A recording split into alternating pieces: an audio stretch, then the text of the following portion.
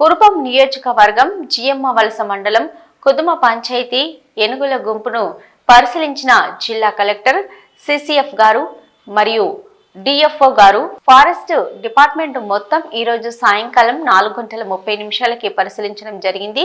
ఈ కార్యక్రమానికి TDP Araku parliament అధికారి ప్రతినిధి గౌరవ శ్రీ డొంకాడ రామకృష్ణ గారు, మండల పార్టీ అధ్యక్షులు పల్లా రాంబాబు గారు, ఇక డంగభద్ర సర్పంచ్ జోగి భుజంగరావు గారు, కుందర తిరువాడ మాజీ సర్పంచ్ ముదిలి రామకృష్ణ గారు పాల్గొన్నారు. ఈ ఏనుగుల వలన మండలంలో అన్ని గ్రామాల రైతులు చాలా దారుణంగా నష్టపోతున్నారని కలెక్టర్ గారికి, సిసిఎఫ్ గారికి మరియు ఫారెస్ట్ డిపార్ట్మెంట్ అధికారులకి అరకు పార్లమెంటు అధికార ప్రతినిధి డొంకాడ రామకృష్ణ గారు వివరించారు. మరియు రైతు కూడా వారు ఏనుగుల గుంపులతో పడుతున్న బాధలు వివరించడం జరిగింది. తర్వాత ఏంటంటే ఇప్పుడు మేము ఏనుగులు ఉన్నాయని మా పరిసర ప్రాంతం ఉన్నాయంటే పొలం వెళ్ళడానికి భయం వస్తుంది. అది విత్ సెకండ్ లో వచ్చేస్తుంది.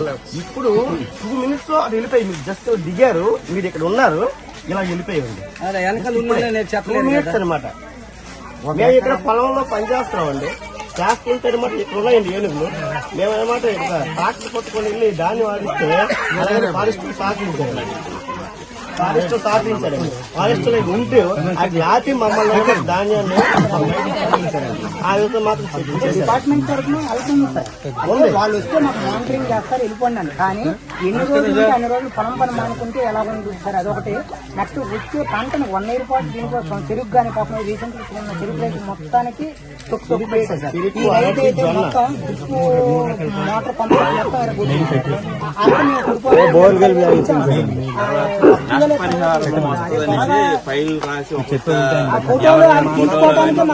ఒక ఆశ్రమానికి 350, 400 వరకు సర్టిఫికేట్ రాసి ఇవ్వడం జరిగింది.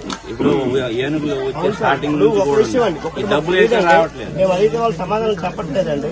ఇప్పుడు వాళ్ళు బయటకు వచ్చేసరికి, రోడ్డు మీదకి వచ్చేసరికి జనాలకు ఇబ్బంది అవుతుందని చెప్పి వాళ్ళు కుడితే వెళ్ళిపోతున్నాయండి. అలాంటప్పుడు వీటిలో బయట పంపించడానికి ప్రాబ్లం ఏంటండి? ఇప్పుడు వాళ్ళు కుడితే వెళ్ళిపోతున్నాయి, వెళ్ళిపోయేటప్పుడు మరి పంపించవచ్చు కదండి.